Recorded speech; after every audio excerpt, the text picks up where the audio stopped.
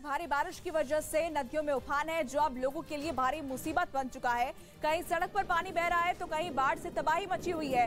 बिहार का नवादा हो या बगहा, ज्यादातर जिलों का हाल एक जैसा ही दिखाई दे रहा है। निचले इलाकों में बाढ़ जैसे हालात बने हुए हैं। एहतियातन प्रशासन ने लोगों से उफनती नदी के किनारों से दूर रहने की अपील की है। यही नहीं, राजस्थान के राजसमंद में तो एक स्कूल में ही पानी भर गया, जिसने बच्चों की परेशानी को और भी ज्यादा बढ़ा दिया। तो देश के अलग अलग राज्यों से तस्वीरें सामने आई, जहां पर बादलों का आफतकाल देखा जा रहा है और सैलाब के सितम से लोग घिरे हुए हैं और परेशान दिखाई दे रहे हैं।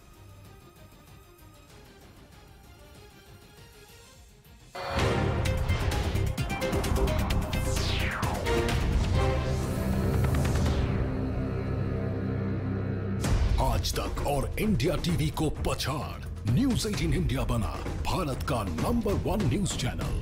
देखते रहिए। बहस करने लगे, लेकिन ये बात ही खत्म नहीं हुई और ना होती हुई दिख रही है, क्योंकि आरोप है कि अमरावती में लव जिहाद की वजह से किसी लड़की के लापता होने का ये कोई पहला मामला नहीं है, बल्कि वहां कई लड़कियां गायब हो चुकी हैं। इसलिए जब एक और लड़की लापता हुई तो नवनीत राणा ने खुद पीएसआई को कॉल की, लेकिन उन्होंने आरोप लगाया कि पीएसआई ने उनका फोन ही रिकॉर्ड करना शुरू कर दिया। हमारी लड़कियों को बचाएगा कौन? उनके प्रश्न कौन उठाएगा? अगर हम जैसे लोग उठाते तो हमारे फोन रिकॉर्डिंग करते। हालांकि डीसीपी ने सफाई दी कि नवनीत राणा ने पीएसआई के पर्सनल मोबाइल नंबर पर फोन किया था और कॉल जानबूझकर रिकॉर्ड नहीं की गई। आजकाल प्रत्येक मोबाईल मध्ये ऑटो रेकॉर्डिंग ही कन्सेप्ट आहे, त्यानुसार तो झाला असेल। वहीं लड़की की गुमशुदगी पर एक्शन न लेने के आरोप को पुलिस ने झुटलाया और दावा किया कि वो तहकीकात में लगी है। पुलिस इस बात की भी जांच कर रही है कि ये मामला लव जिहाद का है या नहीं। उधर जम्मू कश्मीर में आतंकी संगठनों के बीच खूनी गैंग वॉर शुरू हो चुकी है। खबर है कि ऑपरेशन ऑल आउट की वजह से आतंकी संगठन हथियारों की कमी से जूझ रहे हैं, क्योंकि सुरक्षा बल की सख्त नाकेबंदी और मुस्तैदी की वजह से पाकिस्तान की खुफिया एजेंसी आईएसआई से न तो उन्हें फंड मिल पा रहा है और न ही हथियार। ऐसे में अपने वर्चस्व को बनाए रखने की लड़ाई ने उन्हें एक दूसरे की जान का दुश्मन बना दिया, जिसकी गवाही पिछले दिनों जैश-ए-मोहम्मद के कमांडर के भाई की हत्या ने दी। सूत्रों के मुताबिक आतंकी संगठनों के बीच इस गैंग वॉर की शुरुआत करीब 1 महीने पहले उस वक्त हुई जब सीमा पार से ड्रोन के जरिए भेजी गई हथियारों की एक बड़ी खेप को हिजबुल मुजाहिदीन के आतंकियों ने हथिया लिया था, जबकि पीओके में बैठे जैश-ए-मोहम्मद कमांडर आशिक नेगरू ने यह हथियार अपने गुर्गों के लिए भेजे थे। बताया गया कि हथियारों की इस लूट के बाद पीओके के नीलम घाटी इलाके में डेरा जमाए आतंकी आशिक नेगरू की वहां मौजूद हिजबुल मुजाहिदीन के कमांडरों के साथ तीखी बहस भी हुई थी। उधर बिहार की राजधानी पटना में डबल मर्डर के बाद हंगामा हो गया। देर रात स्कूटर से घर लौट रहे 2 युवकों पर कुछ लोगों ने अचानक फायरिंग की, जिसमें दोनों की मौत हो गई, जिसके बाद नाराज लोग सड़कों पर उतरकर हंगामा करने लगे। इस दौरान कुछ लोगों ने टायर जलाकर आरोपियों की गिरफ्तारी की मांग की। यही नहीं, सड़क पर शव रखकर पुलिस प्रशासन के खिलाफ नारेबाजी भी की गई। वहीं सड़क जाम और हंगामे की खबर मिलते ही पुलिस मौके पर पहुंची। लोगों को किसी तरह समझाकर मामला शांत कराया गया। पुलिस डबल मर्डर की वजह आपसी रंजिश को बता रही है। झगड़ा हुआ है बात को लेकर, उसी के बाद बाकी लड़कों ने इन दोनों को गोली मार दी है। हालांकि घटना के बाद दोनों को फौरन अस्पताल ले जाया गया, लेकिन इलाज के दौरान दोनों ने दम तोड़ दिया।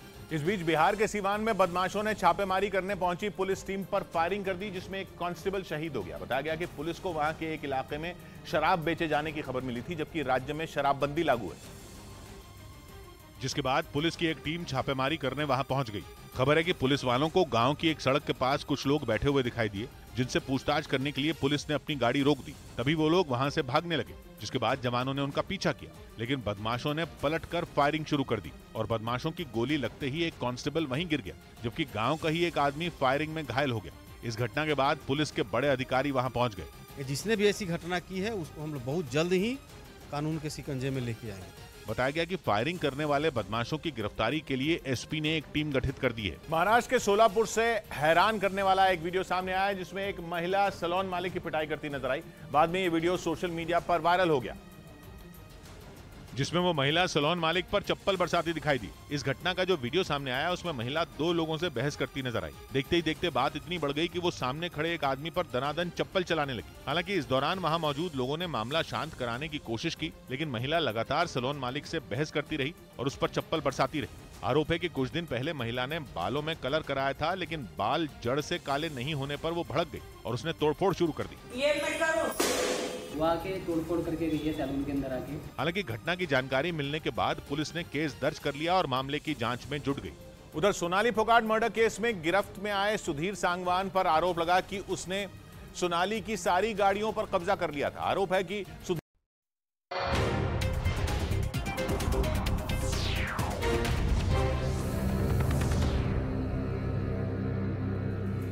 उत्तर प्रदेश के कानपुर से दिल दहला देने वाला एक वीडियो सामने आया। वहां एक फैक्ट्री अचानक भीषण आग की लपटों में घिर गई, जिसके बाद वहां अफरा तफरी मच गई। आग लगने का जो वीडियो सामने आया है उसमें फैक्ट्री के अंदर से आग की लपटों के साथ काले धुएं का गुबार उठता दिखाई दिया और आग इतनी भयानक थी कि चारों तरफ सिर्फ धुआं ही धुआं नजर आ रहा था। घटना की जानकारी मिलते ही फौरन वहां पर फायर ब्रिगेड की कई टीमें पहुंच गई, जिसके बाद आग बुझाने का काम शुरू किया गया और आग पर काबू पाने के लिए दमकल कर्मियों ने फैक्ट्री पर चारों तरफ से पानी की बौछार शुरू कर दी। लेकिन आग इतनी ज्यादा फैल चुकी थी कि उसे बुझा पाना इतना आसान नहीं था। हालांकि कई घंटों की मशक्कत के बाद आग पर काबू पा लिया गया।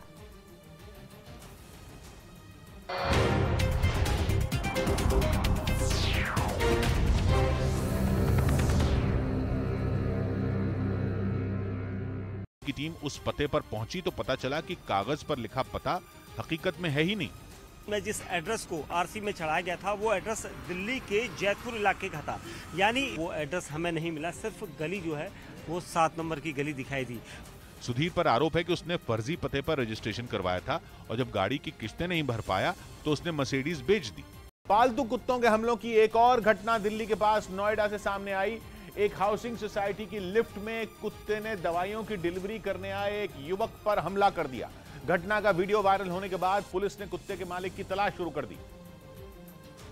हालांकि ये वीडियो 1 महीने से ज्यादा पुराना है और बताया जा रहा है कि उस वक्त इस घटना की पुलिस को खबर तक नहीं दी गई थी। घटना की सीसीटीवी फुटेज में डिलीवरी बॉय कुत्ते से काफी दूर एक कोने में खड़ा दिखा। लिफ्ट में एक तरफ वो लड़का था और दूसरी तरफ पालतू कुत्ते को पकड़े उसका मालिक था। लेकिन जैसे ही लिफ्ट खुली कुत्ते का मालिक बाहर निकलने लगा। उसी वक्त कुत्ते ने डिलीवरी बॉय पर जोरदार हमला कर दिया। वो लड़का जमीन पर गिर गया और उसे संभलने तक का मौका नहीं मिला। कुत्ते को काबू करने के लिए भी उसके मालिक को तगड़ी मशक्कत करनी पड़ी, लेकिन किसी तरह वो कुत्ते को लेकर लिफ्ट से बाहर निकल गया, जबकि डिलीवरी बॉय खड़ा भी नहीं हो पा रहा था।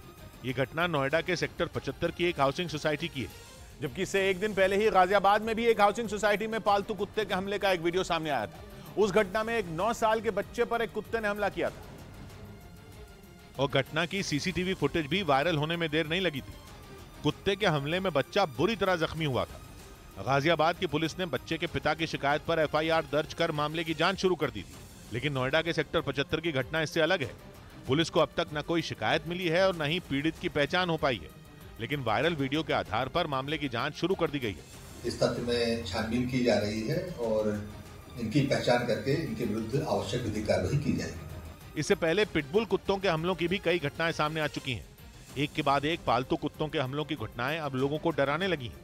इसीलिए पालतू जानवरों पर सख्त कानून बनाने की मांग उठने लगी है। इस बीच बेंगलुरु में हो रही तबाही का एक हैरान करने वाला वीडियो इंटरनेट पर वायरल हो गया। ये वीडियो बेंगलोर के एक ऐसी हाउसिंग सोसाइटी का बताया जा रहा है जहां देश के कई मशहूर उद्योगपतियों के घर हैं,